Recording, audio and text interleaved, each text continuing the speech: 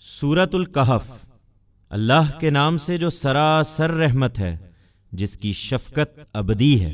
شکر اللہ ہی کے لیے ہے جس نے اپنے بندے پر یہ کتاب اتاری اور اس میں کوئی کج پیچ نہیں رکھا ہے، ہر لحاظ سے ٹھیک اور سیدھی، تاکہ جھٹلانے والوں کو وہ اس کی طرف سے ایک سخت عذاب سے آگاہ کر دے، اور ایمان لانے والوں کو جو نیک عمل کر رہے ہیں خوشخبری سنا دے کہ ان کے لیے بہت اچھا اجر ہے جس میں وہ ہمیشہ رہیں گے۔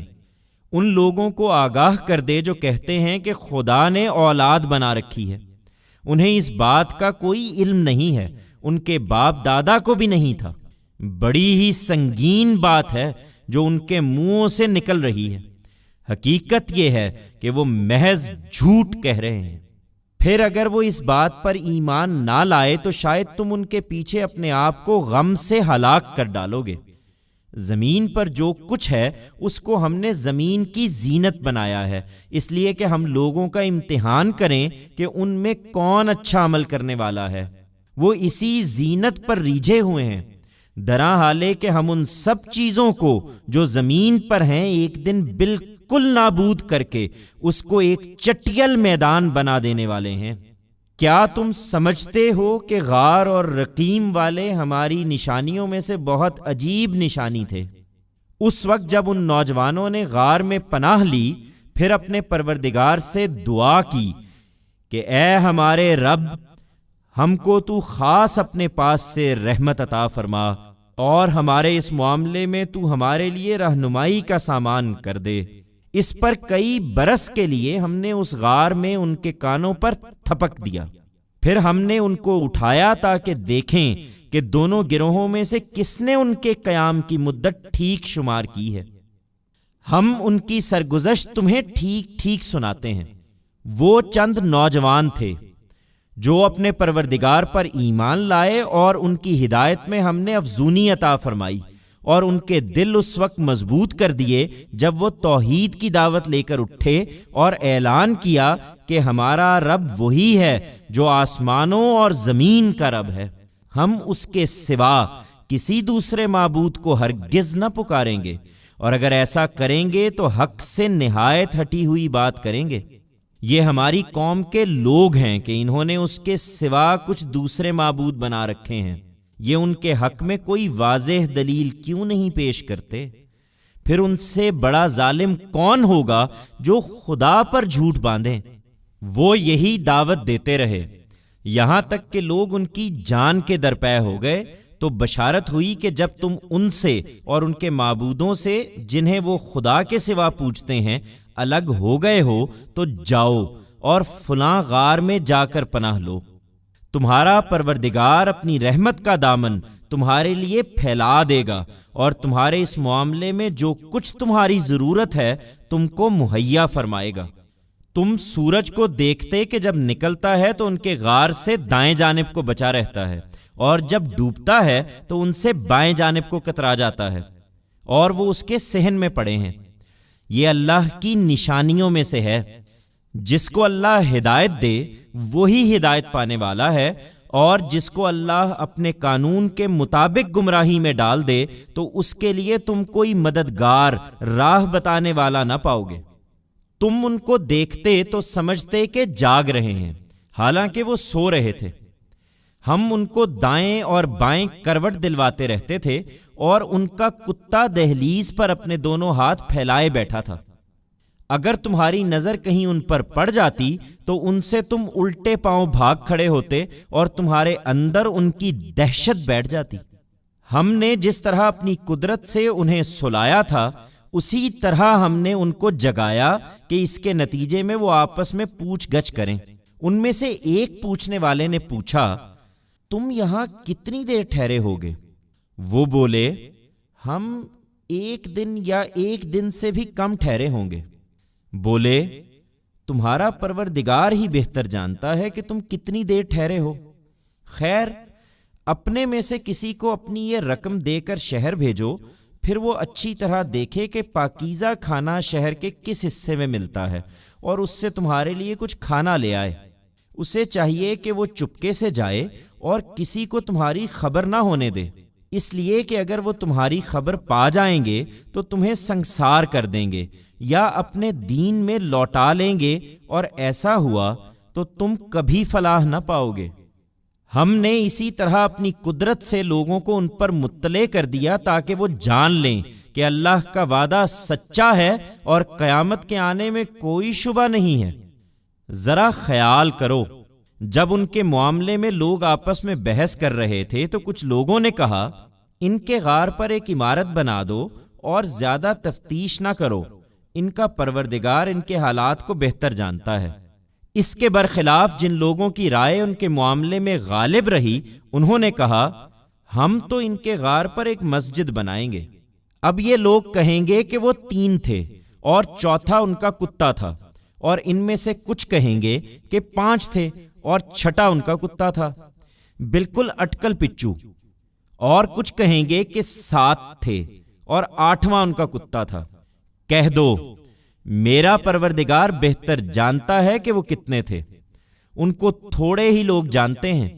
چنانچہ اے پیغمبر، تم ان کے بارے میں بحث نہ کرو، الا یہ کہ ٹالنے کے لیے کچھ کہنا پڑے، اور نہ ان کے متعلق ان میں سے کسی سے پوچھو۔ اور دیکھو، کسی معاملے کے لیے یہ نہ کہا کرو کہ میں کل یہ کر دوں گا، تم کچھ نہیں کر سکتے، ہاں اس صورت میں کہ اللہ چاہے۔ اور جب تم بھول جاؤ تو فوراً اپنے پروردگار کو یاد کرو اور کہو، امید ہے کہ میرا پروردگار اس سے بھی کم مدت میں صحیح بات کی طرف میری رہنمائی فرما دے گا۔ اسی طرح کہیں گے کہ وہ اپنے غار میں 300 سال رہے اور 9 سال اس پر مزید بھی۔ کہہ دو، ان کے رہنے کی مدت اللہ ہی بہتر جانتا ہے، زمین اور آسمانوں کا غیب اسی کے علم میں ہے۔ کیا ہی خوب ہے وہ دیکھنے اور سننے والا، اس کے سوا ان کا کوئی کارساز نہیں ہے، اور اپنے اختیار میں وہ کسی کو شریک بھی نہیں کرتا۔ تم ان کی پرواہ نہ کرو اے پیغمبر، اور تمہارے پروردگار کی جو کتاب تمہاری طرف وحی کی جا رہی ہے اسے لوگوں کو سنا دو۔ خدا کے قوانین کو کوئی بدلنے والا نہیں ہے، تم ان سے ہٹ کر کچھ چاہو گے تو اس کے سوا ہرگز کوئی پناہ کی جگہ نہ پاؤ گے۔ تم اپنے آپ کو ان لوگوں کے ساتھ جمائے رکھو جو اپنے پروردگار کی رضا جوئی میں صبح و شام اس کو پکارتے ہیں۔ تمہاری آنکھیں دنیاوی زندگی کی رونق کی خاطر ان سے ہٹنے نہ پائیں، اور تم ان لوگوں کی بات پر دھیان نہ کرو جن کے دل ہم نے اپنی یاد سے غافل کر دیے ہیں، اور جو اپنی خواہشوں کے پیچھے پڑے ہیں، اور جن کا معاملہ حد سے گزر گیا ہے۔ ان سے کہو، تمہارے پروردگار کی طرف سے یہی حق ہے، سو جس کا جی چاہے ایمان لائے اور جس کا جی چاہے انکار کر دے۔ البتہ یاد رکھو کہ ہم نے ظالموں کے لیے ایسی آگ تیار کر رکھی ہے جس کے سرا پردے ان کو اپنے گھیرے میں لے لیں گے۔ اگر وہ پانی کے لیے فریاد کریں گے تو ان کی فریاد رسی اس پانی سے کی جائے گی جو پگھلے ہوئے تانبے کی طرح ہوگا، وہ چہروں کو بھون ڈالے گا۔ کیا ہی برا پانی ہوگا اور کیا ہی برا ٹھکانہ۔ رہے وہ لوگ جو ایمان لائے اور انہوں نے نیک عمل کیے تو یقیناً ہم ان لوگوں کا اجر ضائع نہیں کریں گے جو اچھے طریقے سے عمل کریں۔ ان کے لیے ہمیشہ رہنے والے باغ ہوں گے، اس طرح کہ ان کے پاؤں تلے نہریں بہہ رہی ہوں گی۔ انہیں وہاں سونے کے کنگن پہنائے جائیں گے، وہ سندس اور استبرق کی سبز پوشاک پہنیں گے، تختوں پر ٹیک لگائے ہوئے اس میں بیٹھے ہوں گے۔ کیا ہی اچھا بدلہ ہے اور کیا ہی اچھا ٹھکانہ۔ تم ان کے سامنے ایک مثال بیان کرو۔ 2 شخص تھے، ان میں سے ایک کو ہم نے انگوروں کے 2 باغ دے رکھے تھے اور ان کے گردا گرد کھجوروں کے درخت لگا دیے تھے اور ان کے درمیان کھیتی کے کتے رکھ دیے تھے۔ دونوں باغ خوب پھل لاتے، اس میں کوئی کمی نہیں کرتے تھے، اور ان کے بیچ بیچ میں ہم نے ایک نہر دوڑا دی تھی۔ اس کے پھلوں کا موسم ہوا تو اس نے اپنے ساتھی سے بحث کرتے ہوئے کہا، میں تم سے مال میں بھی زیادہ ہوں اور میرا جتھا بھی زبردست ہے۔ وہ یہ باتیں کرتے ہوئے اپنے باغ میں داخل ہوا تو اپنی جان پر آفت ڈھا رہا تھا۔ اس نے کہا، میں نہیں سمجھتا کہ یہ کبھی برباد ہو جائے گا، اور میں نہیں سمجھتا کہ قیامت کبھی آئے گی۔ تاہم میں اگر اپنے پروردگار کی طرف لوٹایا بھی گیا تو جہاں لوٹ کر جاؤں گا اس سے بہتر جگہ ہی پاؤں گا۔ اس کے ساتھی نے اس سے گفتگو کرتے ہوئے جواب دیا، کیا اس ہستی کا انکار کر رہے ہو جس نے تمہیں مٹی سے بنایا، پھر پانی کی ایک بوند سے، پھر تم کو ایک پورا آدمی بنا کھڑا کیا؟ تم جو چاہے کہو، لیکن میں تو یہی سمجھتا ہوں کہ میرا رب وہی اللہ ہے، اور میں اپنے رب کے ساتھ کسی کو شریک نہیں ٹھہراتا۔ تم جب اپنے باغ میں داخل ہو رہے تھے تو تم نے یہ کیوں نہیں کہا کہ جو اللہ نے چاہا، اللہ کے بغیر کسی میں کوئی طاقت نہیں ہے؟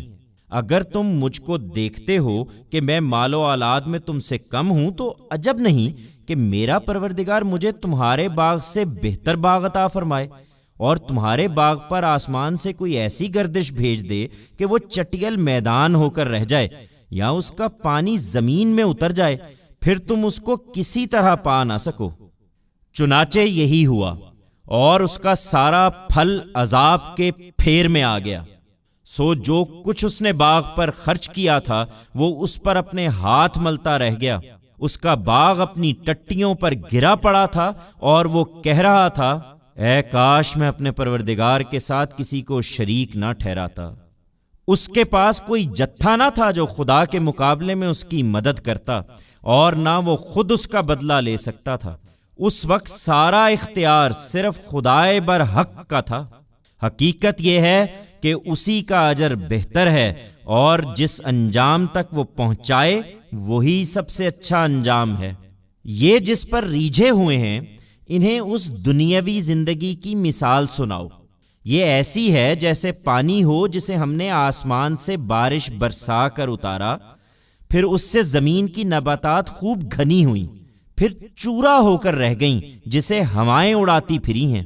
اللہ ہر چیز پر قدرت رکھنے والا ہے۔ یہ مال اور بیٹے اسی دنیاوی زندگی کی رونق ہیں۔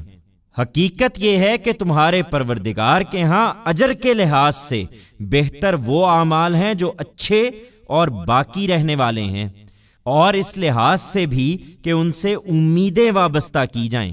اس دن کا خیال کرو جب ہم پہاڑوں کو چلا دیں گے اور تم زمین کو دیکھو گے کہ بالکل اریاں ہو گئی ہے، اور ہم ان کو لا جمع کریں گے، پھر ان میں سے کسی کو چھوڑیں گے نہیں، اور سب صفیں باندھے ہوئے تیرے پروردگار کے حضور پیش کر دیے جائیں گے۔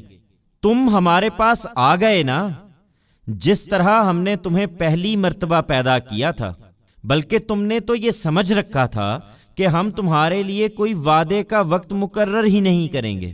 اس وقت اعمال کا دفتر سامنے رکھ دیا جائے گا، پھر تم مجرموں کو دیکھو گے کہ جو کچھ اس میں لکھا ہے وہ اس سے ڈر رہے ہوں گے، اور کہیں گے کہ ہائے ہماری کمبختی، یہ کیسا دفتر ہے کہ نہ کوئی چھوٹی بات اس نے لکھنے سے چھوڑی ہے نہ بڑی۔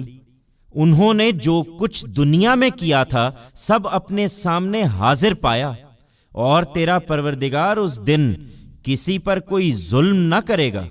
یاد کرو جب ہم نے فرشتوں کو حکم دیا کہ آدم کو سجدہ کرو تو وہ سجدہ ریز ہو گئے، مگر ابلیس نہیں مانا، وہ جنوں میں سے تھا، سو اپنے پروردگار کے حکم سے نکل بھاگا۔ اب کیا تم مجھے چھوڑ کر اس کو اور اس کی اولاد کو اپنا کارساز بنا رہے ہو، درا حالے کہ وہ تمہارے دشمن ہیں؟ بڑا ہی برا بدل ہے جسے یہ ظالم اختیار کر رہے ہیں۔ یہ ان کو میرا شریک ٹھہرا رہے ہیں، جبکہ میں نے ان شیطانوں کو نہ زمین اور آسمانوں کو پیدا کرتے وقت بلایا تھا، اور نہ خود ان کو پیدا کرتے وقت بلایا تھا۔ میں ایسا نہیں ہوں کہ گمراہ کرنے والوں کو اپنا دست و بازو بنا لوں۔ یہ اس دن کیا کریں گے جس دن خدا کہے گا کہ اب ان کو پکارو جنہیں تم میرا شریک سمجھتے تھے، سو ان کو پکاریں گے مگر وہ انہیں کوئی جواب نہ دیں گے۔ ہم ان کے درمیان ایک ہلاکت کا گڑھا حائل کر دیں گے، اور یہ مجرم اس کی آگ کو دیکھیں گے اور سمجھ لیں گے کہ اسی میں گرنے والے ہیں، اور اس سے بچنے کے لیے وہ کوئی راہ نہ پا سکیں گے۔ ہم نے اس قرآن میں لوگوں کی رہنمائی کے لیے ہر قسم کی تنبیہات طرح طرح سے بیان کر دی ہیں، مگر انسان بڑا ہی جھگڑالو واقع ہوا ہے۔ جب ان کے پاس ہدایت آ چکی تو ان لوگوں کو ایمان لانے اور اپنے پروردگار سے مغفرت مانگنے سے یہی چیز روک رہی ہے کہ اگلوں کا معاملہ ان کے لیے بھی ظاہر ہو جائے یا عذاب ان کے سامنے آ کھڑا ہو۔ انہیں بتاؤ کہ رسولوں کو تو ہم صرف اس لیے بھیجتے ہیں کہ بشارت دیں اور خبردار کر دیں، اور ان منکروں کا حال یہ ہے کہ باطل کی مدد سے کٹ حجتیاں کرتے ہیں کہ اس کے ذریعے سے حق کو نیچا دکھائیں، اور میری آیتوں کو انہوں نے مذاق بنا رکھا ہے، اور اس چیز کو بھی جس سے انہیں خبردار کیا گیا ہے۔ ان سے بڑا ظالم کون ہوگا جنہیں ان کے پروردگار کی آیتوں کے ذریعے سے یاد دہانی کی جائے تو وہ ان سے منہ پھیر لیں اور اپنے ہاتھوں کی کمائی بھول جائیں جو آگے بھیج چکے ہیں۔ ان کے دلوں پر ہم نے اسی کے سبب سے پردے ڈال دیے ہیں کہ اس قرآن کو نہ سمجھیں، اور ان کے کانوں میں گرانی پیدا کر دی ہے کہ اس کو نہ سنیں۔ تم ان کو کتنا ہی ہدایت کی طرف بلاؤ، یہ اس حالت میں تو ہرگز کبھی ہدایت نہ پائیں گے۔ حقیقت یہ ہے کہ تمہارا پروردگار بڑا درگزر کرنے والا اور رحم فرمانے والا ہے۔ وہ ان کے اعمال کی پاداش میں انہیں اسی وقت پکڑنا چاہتا تو ان پر فوراً عذاب بھیج دیتا، لیکن ان کے لیے ایک وقت مقرر ہے، وہ جب آ جائے گا تو یہ اس کے مقابل میں کوئی پناہ کی جگہ نہ پائیں گے۔ یہ بستیاں تمہارے سامنے ہیں۔ جب ان کے لوگ ظالم ہو گئے تو ہم نے انہیں ہلاک کر دیا، اور ان کی ہلاکت کے لیے بھی ہم نے ایک وقت مقرر کر رکھا تھا۔ ان کے مقابل میں صبر کرو اے پیغمبر، اور اس کے لیے وہ واقعہ سامنے رکھو جب موسیٰ نے اپنے شاگرد سے کہا کہ میں چلتا رہوں گا یہاں تک کہ 2 دریاؤں کے ملنے کی جگہ پر پہنچ جاؤں، یا اسی طرح سال ہا سال چلتا رہوں۔ سو جب وہ دریاؤں کے ملنے کی جگہ پر پہنچے تو اپنے ناشتے کی بھنی ہوئی مچھلی بھول گئے، اور اس نے دریا میں سرنگ لگا کر اپنی راہ لی۔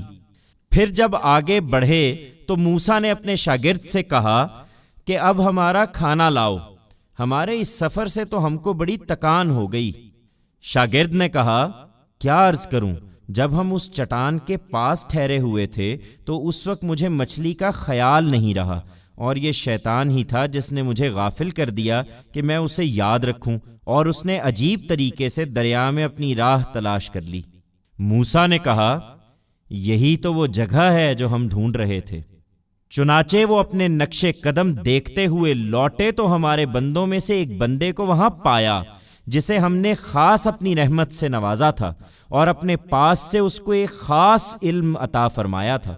موسیٰ نے اس سے درخواست کی کہ آپ مجھے اجازت دیں تو میں اس شرط پر آپ کے ساتھ رہوں کہ جو علم آپ کو عطا ہوا ہے آپ اس میں سے کچھ مجھے بھی سکھائیں گے۔ اس نے جواب دیا تم میرے ساتھ صبر نہیں کر سکو گے، اور جو چیز تمہارے دائرہ علم سے باہر ہوگی آخر تم اس پر صبر کر بھی کس طرح سکتے ہو؟ موسیٰ نے کہا انشاءاللہ آپ مجھے صابر پائیں گے، اور میں کسی معاملے میں آپ کی نافرمانی نہ کروں گا۔ اس نے کہا پھر اگر میرے ساتھ رہنا ہے تو مجھ سے کوئی بات نہ پوچھنا جب تک میں خود تم سے اس کا ذکر نہ کروں۔ بالآخر وہ دونوں چل پڑے، یہاں تک کہ جب ایک جگہ کشتی میں سوار ہوئے تو اس شخص نے کشتی میں چھید کر دیا۔ موسیٰ نے کہا آپ نے اس میں چھید کر دیا تاکہ سب کشتی والوں کو ڈبو دے؟ یہ تو آپ نے بڑی ہی عجیب حرکت کر ڈالی ہے۔ اس نے کہا میں نے کہا نہیں تھا کہ تم میرے ساتھ صبر نہیں کر سکو گے۔ موسیٰ نے کہا میں جس چیز کو بھول گیا اس پر میری گرفت نہ کیجیے، اور میرے معاملے میں مجھ پر زیادہ سختی نہ فرمائیے۔ پھر دونوں چلے، یہاں تک کہ جب راستے میں ایک لڑکے سے ملاقات ہوئی تو اس نے لڑکے کو قتل کر ڈالا۔ موسیٰ نے کہا آپ نے ایک بے گناہ کی جان لے لی حالانکہ اس نے کسی کا خون نہیں کیا تھا، یہ تو آپ نے بہت برا کام کیا ہے۔ اس نے کہا میں نے تم سے کہا نہیں تھا کہ تم میرے ساتھ صبر نہیں کر سکو گے۔ موسیٰ نے کہا اس کے بعد اگر میں آپ سے کچھ پوچھوں تو آپ مجھے ساتھ نہ رکھیں، آپ میری طرف سے حد عذر کو پہنچ گئے۔ اس پر دونوں آگے بڑھے، یہاں تک کہ جب ایک بستی والوں کے پاس پہنچے تو وہاں کے لوگوں سے کھانا کھلانے کو کہا، مگر انہوں نے ان کی میزبانی سے انکار کر دیا۔ پھر انہوں نے وہاں ایک دیوار دیکھی جو گرا چاہتی تھی، تو اس نے وہ دیوار کھڑی کر دی۔ موسیٰ نے کہا، اگر آپ چاہتے تو اس پر مزدوری لے سکتے تھے۔ اس نے کہا، اب یہ میرے اور تمہارے درمیان جدائی ہے۔ میں ابھی ان باتوں کی حقیقت تمہیں بتاتا ہوں جن پر تم صبر نہیں کر سکے ہو۔ اس کشتی کا معاملہ یہ ہے کہ وہ چند مسکینوں کی تھی جو دریا میں محنت مزدوری کرتے تھے، سو میں نے چاہا کہ اسے عیب دار کر دوں، اس لیے کہ ان کے آگے ایک بادشاہ تھا جو ہر کشتی کو زبردستی چھین رہا تھا۔ رہا لڑکا تو اس کے ماں باپ دونوں ایمان والے تھے، سو ہمیں اندیشہ ہوا کہ کہیں وہ بڑا ہو کر اپنی سرکشی اور کفر سے ان کو تنگ نہ کرے، سو ہم نے چاہا کہ ان کا پروردگار انہیں اس کی جگہ ایسی اولاد دے جو پاکیزگی میں اس سے بہتر اور شفقت و محبت میں اس سے بڑھ کر ہو۔ اور دیوار کا معاملہ یہ ہے کہ وہ شہر کے 2 یتیم لڑکوں کی تھی، اس کے نیچے ان کا دفینہ تھا اور ان کا باپ ایک نیک آدمی تھا، یہ دفینہ اسی نے رکھا تھا، سو تیرے پروردگار نے چاہا کہ وہ اپنی جوانی کو پہنچیں اور اپنا دفینہ خود نکالیں۔ یہ تیرے پروردگار کی عنایت سے ہوا، اور یہ جو کچھ میں نے کیا ہے اپنی رائے سے نہیں کیا ہے۔ یہ ہے ان باتوں کی حقیقت جن پر تم صبر نہیں کر سکے ہو۔ وہ تم سے ذوالقرنین کے بارے میں بھی پوچھ رہے ہیں، ان سے کہو میں اس کا کچھ تذکرہ ابھی تمہیں سناتا ہوں۔ ہم نے اس کو زمین میں اقتدار عطا فرمایا تھا اور اس کو ہر قسم کے اسباب و وسائل بخشے تھے۔ پھر اس نے ایک مرتبہ ایک مہم کا سامان کیا، یہاں تک کہ جب وہ سورج کے غروب ہونے کی جگہ تک پہنچا تو اس نے سورج کو دیکھا کہ ایک سیاہ کیچڑ کے چشمے میں ڈوب رہا ہے، اور اس کے پاس اسے ایک قوم ملی۔ ہم نے کہا، اے ذوالقرنین، یہ تیرے اختیار میں ہیں کہ چاہو تو انہیں سزا دو اور چاہو تو ان کے بارے میں حسن سلوک کا رویہ اختیار کرو۔ اس نے کہا، جو ان میں سے ظلم کرے گا ہم اس کو سزا دیں گے۔ پھر وہ اپنے پروردگار کی طرف لوٹایا جائے گا تو وہ بھی اس کو سخت سزا دے گا۔ اس کے برخلاف جو ایمان لائے گا اور اچھا عمل کرے گا، اس کے بدلے میں اس کے پروردگار کے پاس بھی بھلائی ہے، اور ہم بھی اس کے ساتھ اپنا معاملہ آسان کریں گے۔ پھر اس نے ایک دوسری مہم کا سامان کیا، یہاں تک کہ جب وہ طلوع آفتاب کی جگہ تک پہنچا تو اس کو دیکھا کہ وہ ایک ایسی قوم پر طلوع ہو رہا ہے جن کے لیے ہم نے آفتاب کے ادھر کوئی آڑ نہیں رکھی تھی۔ یہ اسی طرح ہوا، اور جو کچھ ذوالقرنین کے پاس تھا اسے ہم خوب جانتے تھے۔ اس نے پھر ایک اور مہم کا سامان کیا، یہاں تک کہ جب 2 پہاڑوں کے درمیان ایک درے تک پہنچا تو ان کے اس طرف اس کو ایسے لوگ ملے جو کوئی بات سمجھ نہیں پاتے تھے۔ انہوں نے درخواست کی کہ اے ذوالقرنین، یاجوج اور ماجوج اس سرزمین میں فساد پھیلاتے ہیں، تو کیا یہ ہو سکتا ہے کہ ہم آپ کے لیے اخراجات کا بندوبست کریں اور آپ ہمارے اور ان کے درمیان کوئی روک بنا دیں؟ اس نے جواب دیا کہ جو کچھ میرے پروردگار نے میرے اختیار میں دے رکھا ہے وہی بہت ہے۔ تم البتہ ہاتھ پاؤں سے میری مدد کرو، میں تمہارے اور ان کے درمیان ایک دیوار کھڑی کیے دیتا ہوں، مجھے لوہے کی سلیں لا دو۔ چنانچہ وہ فراہم کر دی گئیں، یہاں تک کہ جب اس نے دونوں پہاڑوں کے درمیان خلا کو پاٹ دیا تو کہا کہ دھنکو، حتیٰ کہ جب اس کو آگ کر دیا تو حکم دیا کہ لاؤ، اب میں اس پر پگھلا ہوا تانبا انڈیل دوں۔ سو یہ ایسی دیوار بن گئی کہ یاجوج و ماجوج اب نہ اس پر چڑھ سکتے تھے نہ اس میں نقب لگا سکتے تھے۔ ذوالقرنین نے کہا، یہ میرے پروردگار کی رحمت ہے، پھر جب میرے پروردگار کے وعدے کا ظہور ہوگا تو وہ اس کو ڈھا کر برابر کر دے گا، اور میرے پروردگار کا وعدہ برحق ہے۔ اس دن ہم لوگوں کو چھوڑ دیں گے کہ ایک دوسرے سے موجوں کی طرح ٹکرا رہے ہوں گے، اور سور پھونکا جائے گا، اور اس طرح ہم ان سب کو اکٹھا کر لیں گے۔ اس دن ہم دوزخ کو ان منکروں کے سامنے پیش کریں گے جن کی آنکھوں پر میری یاد دہانی سے پردہ پڑا رہا اور وہ سننے کی تاب نہیں لاتے تھے۔ پھر کیا یہ منکرین اس خیال میں ہیں کہ میرے بندوں کو یہ میرے سوا اپنا کارساز بنا لیں؟ یہ محض خوش فہمی ہے۔ ایسے منکروں کی مہمانی کے لیے ہم نے جہنم تیار کر رکھی ہے۔ ان سے کہو، کیا ہم تمہیں بتائیں کہ اپنے اعمال کے لحاظ سے سب سے زیادہ خسارے میں کون ہیں؟